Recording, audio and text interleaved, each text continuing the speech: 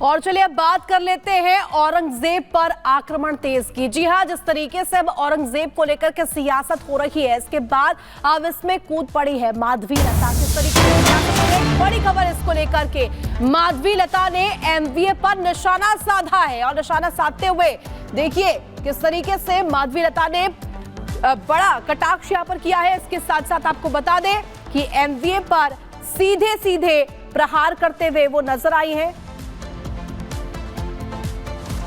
आज के पीठ पीछे चोरी बोके हैं उनके साले साहब। ऐसे आप वही हिंदू हो जो मुगल और अंग्रेज के साथ मिल गए हो और भारत को खत्म करने पे तुले हो।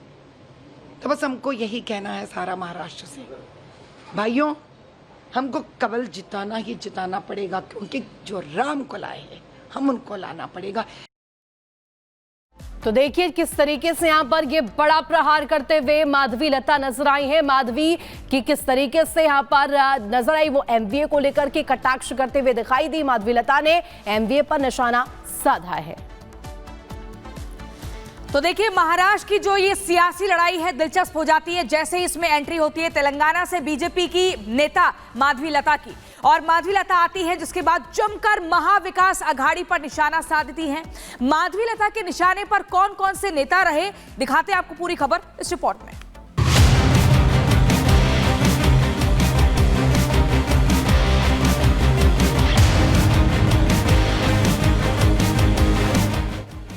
महाराष्ट्र का रण, माधवी का प्रण, सियासी लड़ाई धर्म युद्ध तक आई। माधवी की दहाड़, महाराष्ट्र में होगा बेड़ा पार। महाराष्ट्र की राजनीति में इन दिनों सियासी उबाल आया हुआ है। बीजेपी के फायर ब्रांड नेताओं ने यहां ऐसा माहौल तैयार किया है कि विपक्ष ने ध्रुवीकरण के जिस पिच पर बैटिंग की प्लानिंग की थी, उनकी पूरी प्लानिंग की धज्जियां उड़ती जा रही हैं। अली से लेकर बजरंग बली तक के जिक्र ने यहां हिंदू एकता का ऐसा माहौल तैयार किया है कि बड़े बड़े सियासी सुरमा भी कंफ्यूज हो गए हैं। पीएम मोदी और सीएम योगी के नारों ने पहले ही यहां विपक्ष की बाजी पलट दी थी। उस पर अब तेलंगाना की बीजेपी नेता माधवी लता की एंट्री ने महाराष्ट्र के गरमाए सियासी माहौल में और गर्मी फूंक दी है।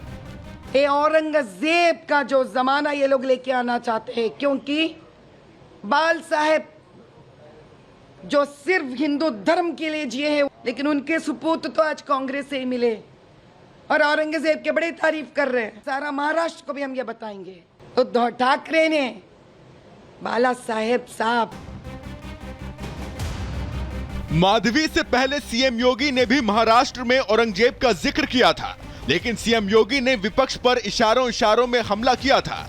लेकिन बीजेपी नेता माधवी लता ने तो सीधा नाम लेकर विपक्ष पर अटैक किया। उन्होंने जहां एकनाथ शिंदे को बाला साहब ठाकरे का असली वंशज बताते हुए उद्धव पर हमला बोला, तो वहीं दूसरी तरफ उन्होंने बीजेपी का चुनावी एजेंडा भी सेट कर दिया। आप वही हिंदू हो जो मुगल और अंग्रेज के साथ मिल गए हो और भारत को खत्म करने पे तुले हो। भाइयों हमको केवल जिताना ही जिताना पड़ेगा, क्योंकि जो राम को लाए हैं हम उनको लाना पड़ेगा। जो सबका साथ सबका विकास से अपने प्रधानमंत्री बड़े दिल से सबको साथ लेकर जाना चाहते हैं, क्योंकि वो पिता के स्थान पे है देश को और सबको। वो अगर आप लाडली बहना ले लीजिए, ये ना बटेंगे ये ना कटेंगे, लेकिन इनको एक बात याद रखना पड़ेगा, अब नहीं तो कब नहीं। बीजेपी महाराष्ट्र में बेहद आक्रामक है। हिंदू एकता का जो एजेंडा पीएम मोदी और सीएम योगी ने यहां सेट किया, उस एजेंडे को ठीक उसी अंदाज में बीजेपी नेता माधवी लता आगे लेकर चल रही हैं। बेशक अगर बीजेपी की ये फायर ब्रांड नेता यहां कुछ और दिन रह गई तो विपक्ष की बची खुची प्लानिंग भी मटिया मेट हो जाएगी। जब बजरंग बली रहे होंगे त्रेता युग में, तब तो इस्लाम नाम की कोई वस्तु इस धरती पे नहीं थी।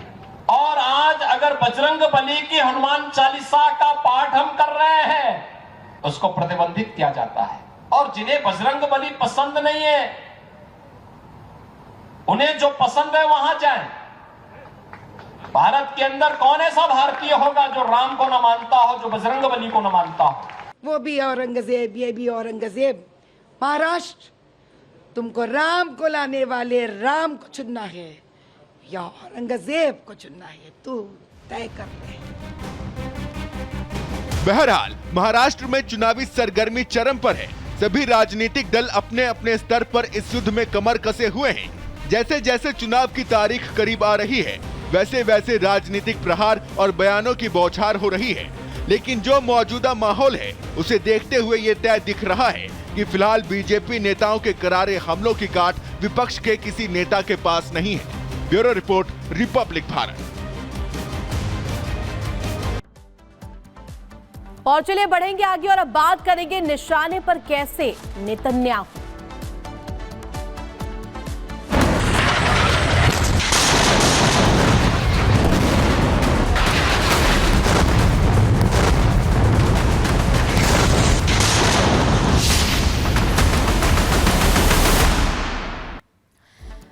बड़ी खबर आपको बता दें, इजरायल के प्रधानमंत्री बेंजामिन नेतन्याहू के आवास पर, निजी आवास पर हमला होता है, इस तरह की जानकारी मिलती है। लेकिन उस वक्त बेंजामिन और परिवार के लोग हैं घर पर मौजूद नहीं थे।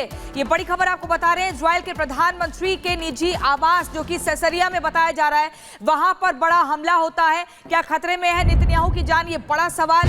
घर के परिसर में बम गिरा है, लेकिन हमले के वक्त नेतन्याहू और उनका परिवार घर पर मौजूद नहीं था। नेतन्याहू के निजी आवास को टारगेट पर लिया गया है और वहीं पर एक महीने में ये दूसरा हमला। इससे पहले भी हमने आपको खबर बताई थी कि नेतन्याहू के आवास को निशाने पर लिया गया। उस वक्त भी नेतन्याहू अपने घर पर मौजूद नहीं थे और इस बार भी ऐसा ही हुआ है। लगातार एक महीने में ये दूसरा हमला है और इन हमलों के जरिए क्या नेतन्याहू को डराने का प्रयास किया जा रहा है? क्या बेंजामिन नेतन्याहू की जान को खतरा है? ये बड़ा सवाल है। लेकिन एक्सक्लूसिव तस्वीरें आपके टीवी स्क्रीन पर हम आपको दिखा रहे हैं, कैसे कैसरिया में मौजूद बेंजामिन नेतन्याहू के निजी आवास पर बम फेंका जाता है और जैसे ही बम गिरता है, फिर आप देखिए कैसे धुआं यहाँ पर उठता है। आग की हमें कुछ लपटें दिख रही हैं, लेकिन ये तस्वीरें ये बता रही हैं कि अभी ऑल इज वेल नहीं है, अभी सब कुछ ठीक नहीं है। नेतन्याहू की जान पर जो आफत आई है, उसमें वो एक महीने में दूसरी बार तस्वीर उसकी बानगी है और ये बता रही है कि कैसे बेंजामिन नेतन्याहू के दुश्मन लगातार घात लगाए बैठे हैं और उनके टारगेट पर हैं इजरायल के प्रधानमंत्री बेंजामिन नेतन्याहू, जिन्होंने अपने दुश्मनों का खात्मा किया है, नामो निशान मिटाया है, लेकिन अब उनको बार बार डराने का प्रयास किया जा रहा है। ये एक्सक्लूसिव तस्वीरें हम आपको दिखा रहे हैं। इजरायल के प्रधानमंत्री के घर पर हमला होता है, नेतन्याहू के निजी आवास पर यह हमला किया जाता है। बिल्कुल, और देखिए एक्सक्लूसिव तस्वीरें हम लगातार दिखा रहे हैं। क्या खतरे में नेतन्याहू की जान है, ये बड़ा सवाल है।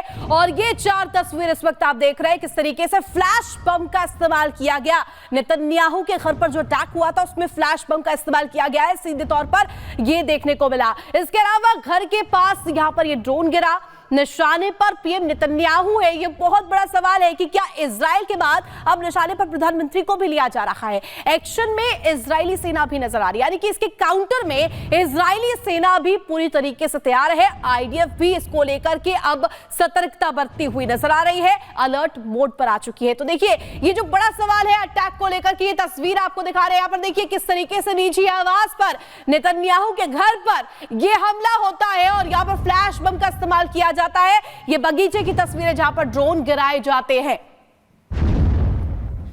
तो अब चलिए आपको